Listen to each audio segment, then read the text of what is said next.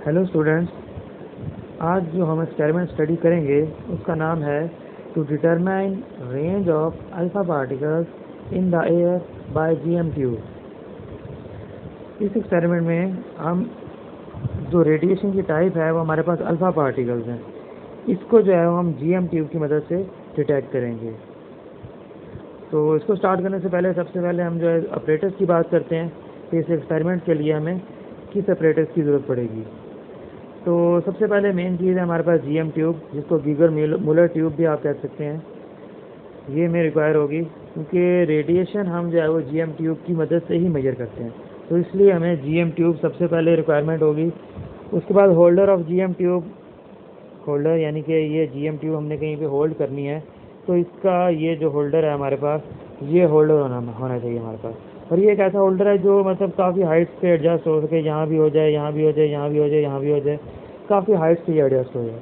क्योंकि हमने GM tube यानी कि जीएम ट्यूब में जो रेडिएशन डिटेक्ट करेंगे वो काफ़ी सारे डिस्टेंस के ऊपर करनी है, इसलिए हमें एक ऐसा होल्डर चाहिए जो काफ़ी ज़्यादा पॉइंट से एडजस्ट हो सके। उसके बाद है हमारे पास अल्फ़ा सोर्स। आप देख सकते हैं कि एक्सपेरिमेंट्स में हमें अल्फ़ा पार्टिकल्स को डिटेक्ट करना है, यानी कि उसकी रेंज डिटेक्ट करनी है, तो इसलिए अल्फ़ा सोर्स हमें चाहिए होगी, और वो यहाँ पर ये अल्फ़ा सोर्स हमारे पास पड़ी हुई है। ठीक हो गया। इसके बाद हमारे पास स्टॉप वॉच। हम ज़ाहिर बात है जो भी डिटेक्शन मेजर करते हैं वो किसी खास टाइम के लिए मेजर करते हैं, तो किसी खास टाइम को मेजर करने के लिए हमारे पास स्टॉप वॉच का होना बहुत ज़रूरी है। इसके अलावा मीटर रॉड चाहिए हमें। मीटर रॉड हमें किस लिए चाहिए, क्योंकि हम ये जो डी डिस्टेंस है यहाँ से लेके यहाँ तक, ये डी डिस्टेंस हम क्या करेंगे, मीटर रॉड की मदद से मेजर करेंगे। तो ये डिस्टेंस मेजर करने के लिए हमें एक मीटर रॉड चाहिए। इसके अलावा हमारे पास स्केलर आपको पता है कि रेडिएशन जो जीएम ट्यूब डिटेक्ट करती है उस रेडिएशन को ये काउंट करता है। ठीक है, तो रेडिएशन को काउंट करने के लिए हमें स्केलर की यूज़ होगा। ठीक है। इसके अलावा एसी में जैसे कि आप लोगों को पता है जीएम ट्यूब जब रेडिएशन को डिटेक्ट करता है तो उसके लिए हमें एसी सोर्स चाहिए होती है। एसी सोर्स के बगैर ये रेडिएशन को डिटेक्ट नहीं कर सकता। तो ये हमारे पास कुछ ऑपरेटर्स है जो कि इस एक्सपेरिमेंट के लिए हमें चाहिए। उससे आगे चलते हैं फार्मूला यूज़। इसमें हमारे पास कोई फार्मूला इस्तेमाल नहीं हो रहा, क्योंकि जस्ट हमने रेंज फाइंड करनी है कि अल्फ़ा पार्टिकल की रेंज का है। तो हम इसमें क्या करेंगे, सबसे पहले कम डिस्टेंस के ऊपर जीएम ट्यूब को रखेंगे और आहिस्ता आहिस्ता डिस्टेंस बढ़ाते जाएंगे। जहाँ पे हमारे पास रेडिएशन डिटेक्ट नहीं होगी हम यही समझेंगे कि यहाँ पे अल्फ़ा पार्टिकल्स की रेंज है वो एंड हो गई है। तो इसके लिए हमें कोई फार्मूला यूज़ करने की कोई ज़रूरत नहीं है। तो समझ आ गई हमें। इसके बाद हम प्रोसीजर की बात करते हैं। सबसे पहला पॉइंट है fix the GM tube in the holder and connect its cable to a scaler. सबसे पहला स्टेप है कि हम ये जीएम ट्यूब है हमारे पास, इसको हम होल्डर के साथ कनेक्ट करके यहाँ पे होल्ड कर देंगे, और इसकी जो वायर है वो हम किसके साथ कनेक्ट करेंगे, स्केलर के साथ। इसकी वायर हम स्केलर के साथ कनेक्ट करेंगे ताकि जो भी रेडिएशन ये डिटेक्ट करे वो हम मेजर कर सकें। अब इसके बाद हमारे पास इसके साथ ही वैसे ही पहले पॉइंट में ही है कि भाई हम स्टॉप वॉच जो है अपने ज़ीरो पे सेट करेंगे, क्योंकि ज़ीरो पे सेट करेंगे तभी तो हम उसकी एक्चुअल वैल्यू फाइंड कर सकते हैं रेडिएशन की। अच्छा, उसके बाद हमारे पास सेकंड पॉइंट है कि हम जो है वो स्टॉप वॉच ऑन करें और 30 सेकंड्स के लिए रेडिएशन को डिटेक्ट करें। याद रहे अभी तक हमने अल्फ़ा सोर्स को यहाँ पर प्लेस नहीं किया। ये अल्फ़ा सोर्स को प्लेस किए बगैर एक हमारे पास रेडिएशन डिटेक्ट कर रहे हैं जो कि बैकग्राउंड रेडिएशन का नाम हम कह सकते हैं, क्योंकि हमारे पास अगर अल्फ़ा सोर्स ना भी रखें तो पहले से भी कुछ ना कुछ रेडिएशन हमारे पास मौजूद होंगी, तो वो हम पहले से मेजर कर लेते हैं ताकि हमें पता लग सके कि अल्फ़ा सोर्स रखने से पहले हमारे पास कितनी रेडिएशन थी और अल्फ़ा सोर्स रखने के बाद हमारे पास कितना डिफरेंस है। तो एक्चुअल तो हमने अल्फ़ा सोर्स को मेजर करना है, तो ये जो हमारे पास बैकग्राउंड रेडिएशन होगी इसको हम क्या करेंगे, रिजल्ट में से एट द एंड माइनस कर देंगे। अच्छा, उसके बाद हमारे पास alpha source exactly below the window of the GM tube. अब हम क्या करेंगे, थर्ड स्टेप में अल्फ़ा सोर्स हमने यहाँ पे प्लेस कर दी। ये बिल्कुल हमने जो है वो जीएम ट्यूब के नीचे रखनी है। जीएम ट्यूब के क्यों नीचे रखनी है, क्योंकि यहाँ से जो रेडिएशन डिटेक्ट हो रही है वो हम सीधी जो है वो जीएम ट्यूब में जाए और हम उसको डिटेक्ट कर सकें। अगर साइड पे रखेंगे फिर भी रेडिएशन तो डिटेक्ट हो जाएगी, लेकिन फिर हमें रेंज जो है वो एक्चुअल हमें फाइंड नहीं होगी, क्योंकि वो किसी लार्जर डिस्टेंस से मूव करके आ रहा है और हम जो है वो कोई और वर्टिकल डिस्टेंस ले रहे हैं। तो जहाँ से रेडिएशन जीएम ट्यूब तक पहुँच रही है हमें वो डिस्टेंस भी चाहिए, इसलिए बेस्ट पोजीशन यही है कि हम इसको बिल्कुल इसके डाउन साइड पर रखें ताकि वर्टिकल डिस्टेंस जो है वो हम इजीली कैलकुलेट कर सकते हैं। अच्छा, इसके बाद हम नेक्स्ट पेज पे चलते हैं। इसके बाद हमारे पास है remove the lid off the source. हमने अल्फ़ा सोर्स रखी है वहाँ पे, अब उसकी लिड जो है ओपन कर देंगे ताकि अल्फ़ा रेडिएशन वहाँ से निकले और जीएम ट्यूब में जाएं और हम उसको फिर डिटेक्ट करें। नेक्स्ट पॉइंट है now raise position of the window of the alpha source by 0.5 centimetre and again note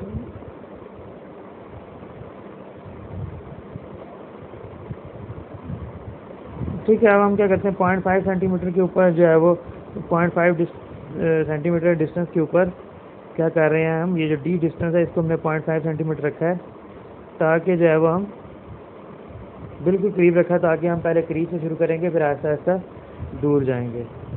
तो 30 सेकंड के लिए हमने रेडिएशन डिटेक्ट कर ली। उसके बाद नेक्स्ट स्टेप में क्या करेंगे, हम थोड़ा सा और 0.5 सेंटीमीटर थोड़ा सा दूर करेंगे जीएम ट्यूब को, दोबारा 30 सेकंड के लिए हम रेडिएशन को डिटेक्ट कर लेंगे। इस तरह हम 0.5 डिस्टेंस बढ़ाते जाएंगे और जीएम ट्यूब की मदद से जितनी भी रेडिएशन अल्फ़ा सोर्स से निकल रही हैं वो हम स्केलर की मदद से काउंट करते चले जाएंगे। ठीक है, इस तरह काफ़ी सारी हम रीडिंग्स ले लेंगे और उसके बाद जब रीडिंग्स हमारे पास काफ़ी सारी आ जाएंगी तो उसके बाद हम नेक्स्ट स्टेप में क्या करेंगे, ग्राफ प्लॉट करेंगे। ग्राफ जो है वो हमने प्लॉट करना है distance D of A alpha source, यानी कि जीएम ट्यूब और अल्फ़ा सोर्स जिस डिस्टेंस को हमने डी का है वो कितना है वो हम हॉरिजॉन्टल एक्सिस पे रखेंगे और स्केलर की मदद से जितनी भी हमारे पास रेडिएशन काउंट हो रही है हर पॉइंट पे वो हम वर्टिकल एक्सिस पे रखेंगे। उसके बाद हर पॉइंट से जितनी जितनी वैल्यूज आएंगे उसके मुताबिक हमारे पास जो ग्राफ आएगा वो कुछ ऐसा आएगा, मतलब ये मैक्सिमम से यहाँ से स्टार्ट होगा और या ऐसा से डिक्रीज होता हुआ तकरीबन एक्सपोनेंशियल डिक्रीजिंग की तरह का इसका ग्राफ आएगा। तो ये जब ये ग्राफ आ जाएगा उसके बाद हम क्या करेंगे, इसके कोई एंड पॉइंट से दो टेंजेंट्स ड्रॉ करेंगे। एक ये टेंजेंट हमने ड्रॉ किया है और एक ये टेंजेंट ड्रॉ किया है। जब ग्राफ बना लेंगे उसके बाद एंड पॉइंट से हम दो टेंजेंट ड्रॉ करेंगे। वो टेंजेंट जहाँ पे मीट करेंगे, यहाँ पे इस पॉइंट पे मीट कर रहे हैं, इस पॉइंट पे क्या करेंगे हम वर्टिकल जो है परपेंडिकुलर ड्रॉ करेंगे हॉरिजॉन्टल एक्सिस पे, ये हमारे पास पॉइंट आ जाएगा। इस पॉइंट से लेके ओरिजिन तक का जो भी डिस्टेंस होगा वो हमारे पास रेंज ऑफ अल्फ़ा पार्टिकल है। ठीक है, तो यही हमारे पास एक्सपेरिमेंट का मकसद था कि हमने अल्फ़ा पार्टिकल्स की रेंज फाइंड आउट करनी है। ठीक है, तो बहुत सिंपल सा एक्सपेरिमेंट है, जस्ट हमने डिस्टेंस को बढ़ाते जाना है और जीएम ट्यूब की मदद से रेडिएशन को काउंट करते जाना है।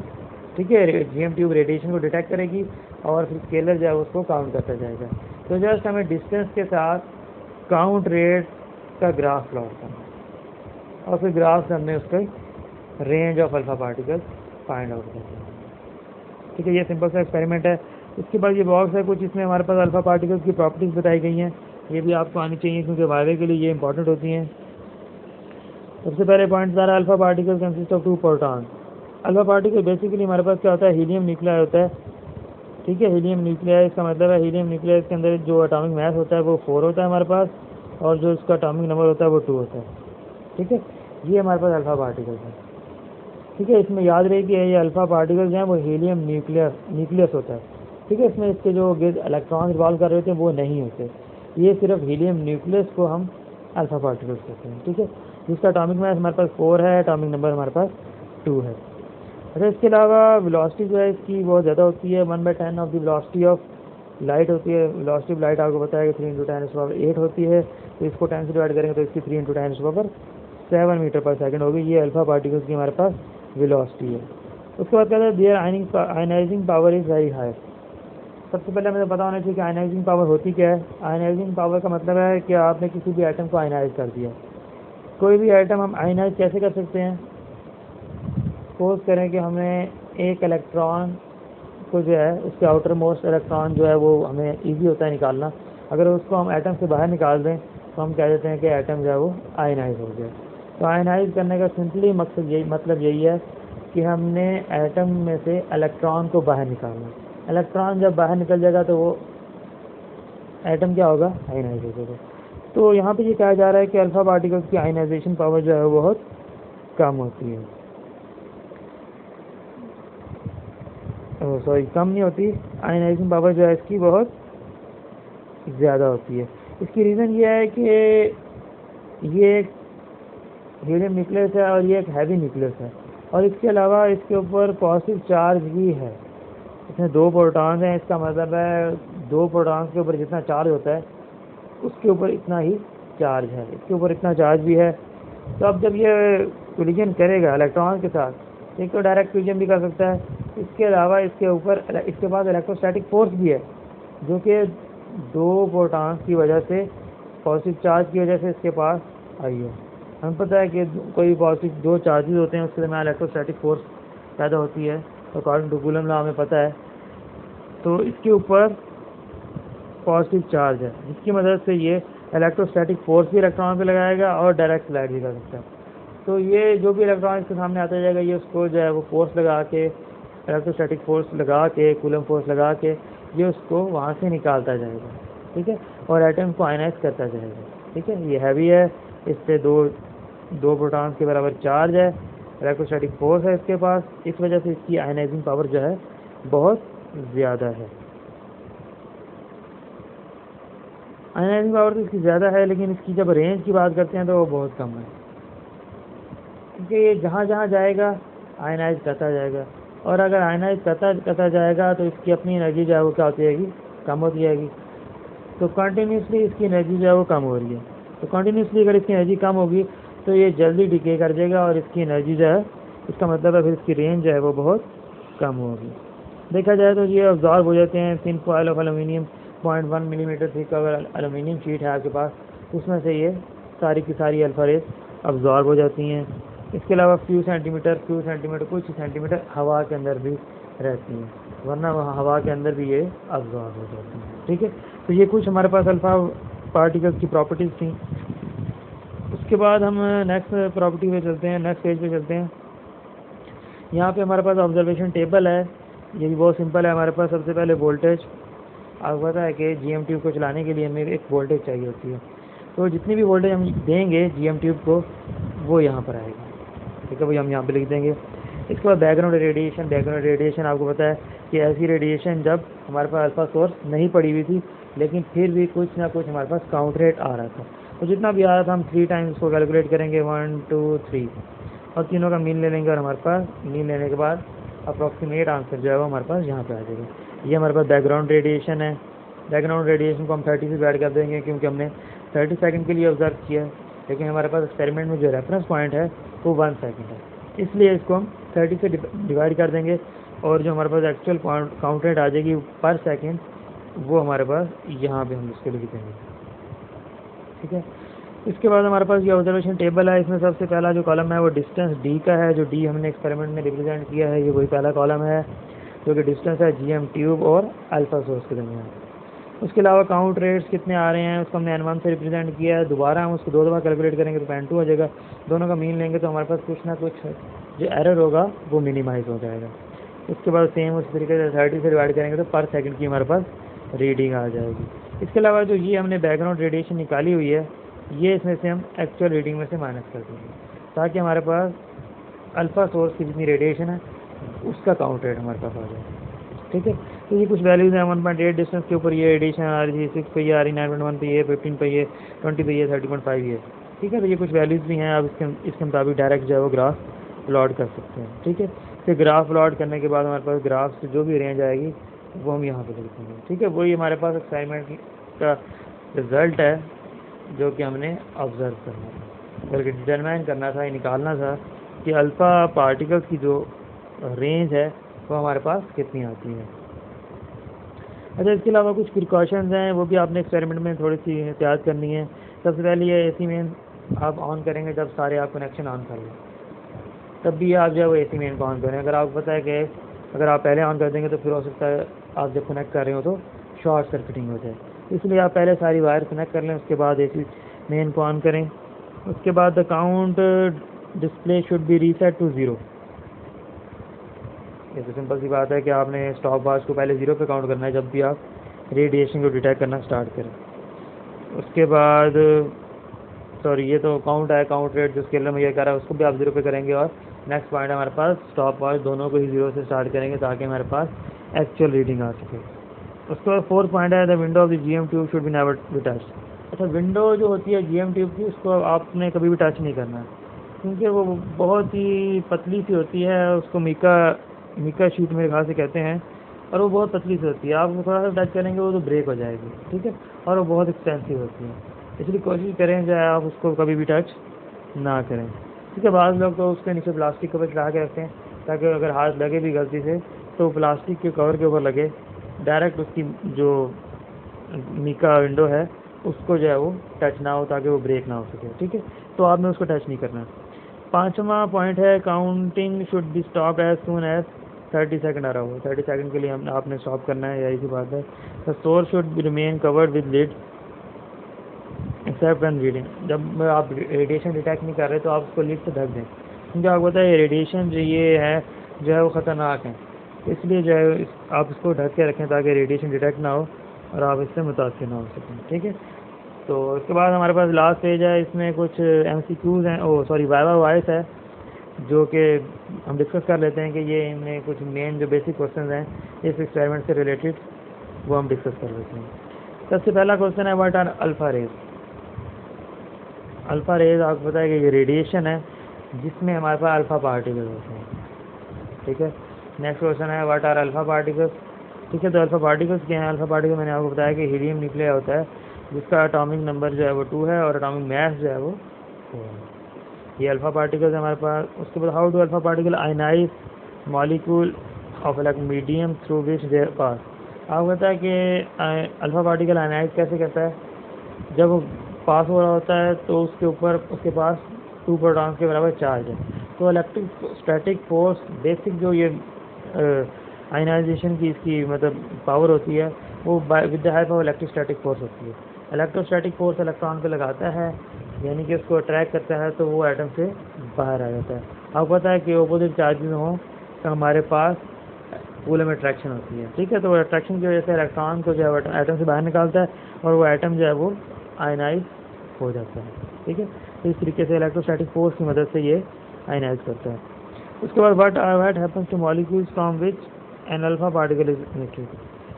कह रहा है अल्फा पार्टिकल जहाँ से निकलेगा उस एटम के न्यूक्लियस को क्या होगा। फॉर एग्जाम्पल मैं कहता हूँ एक्स में से निकला है, अगर उसका एटॉमिक मास ए है, एटॉमिक नंबर जेड है, वो कन्वर्ट हो रहा है वाई में, लेकिन उसके साथ अल्फ़ा पार्टिकल निकले हैं जो कि हीलियम निकले हैं, इसका 4 होगा और इसका एटॉमिक नंबर 2 होगा।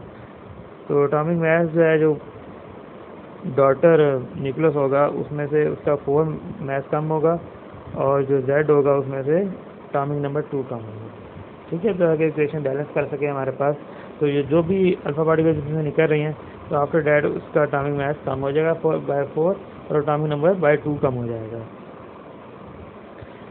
What do you mean by range of alpha particles. और रेंज ऑफ अल्फ़ा पार्टिकल्स मतलब आपको पता है कि एवरेज डिस्टेंस जब तक कि वो रेस्ट पर ना आ जाए, उसके आगे तो वो मूव नहीं करेगा, इसका मतलब उसकी रेंज खत्म हो गई है, वो आगे मूव नहीं कर रहा है। उसके बाद what happens to alpha particle when it comes to rest. जब कम पे रेस्ट हो जाएगा तो फिर वो बिल्कुल अल्फ़ा पार्टिकल नहीं होगा, फिर बल्कि हीलियम एटम हो जाएगा, ठीक है। तो क्या होगा, पहले तो ये हमारे पास था न्यूक्लियस जिसमें हमारे पास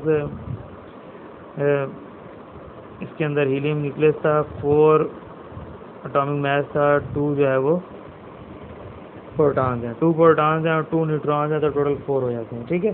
तो बेसिकली अगर हम बात करें इसके अंदर हमारे पास 2 प्रोटॉन्स होते हैं और 2 क्या होते हैं, न्यूट्रॉन्स होते हैं। न्यूट्रॉन्स पे कोई चार्ज नहीं होता और जो प्रोटॉन्स होते हैं उससे 1 के बराबर चार्ज होता है, तो 2 प्रोटॉन्स तो 2 चार्ज इसको होगा, ठीक है, और पॉजिटिव होता है, ठीक है। ये जो सिंपल है ये हमारे पास अभी अल्फ़ा पार्टिकल्स है, ठीक है। लेकिन जब ये रेस्ट पर हो जाएगा तो फिर क्या होगा, फिर इसके गिर्द जो हैं वो 2 इलेक्ट्रॉन्स भी आ जाएंगे, ठीक है। अब ये जो है ये हमारे पास क्या हो जाएगा, हीलियम एटम हो जाएगा, ठीक है। ये जो था हमारे पास पहले जो था वो क्या था, अल्फ़ा पार्टिकल से, ये जो था हमारे पास ये क्या था, अल्फ़ा पार्टिकल। लेकिन अब जो है हमारे पास ये जब रेस्ट पर होगा तो फिर ये 2 इलेक्ट्रॉन्स के बीच रिवॉल्व करेंगे और ये हीलियम एटम बन जाएगा नॉर्मल। ठीक है, तो ये हमारे पास आज के एक्सपेरिमेंट था। इसमें हमने अल्फ़ा रेस की रेंज फाइंड आउट की है। ठीक है, मैं होप करता हूँ स्टूडेंट्स आपको समझ आ गया होगा। तो इसमें कोई भी चीज़ अगर समझ ना आए तो आप इसमें कमेंट कर सकते हैं और कोई भी चीज़ किसी भी टाइम पूछ सकते हैं। तो थैंक यू, अल्लाह हाफिज़।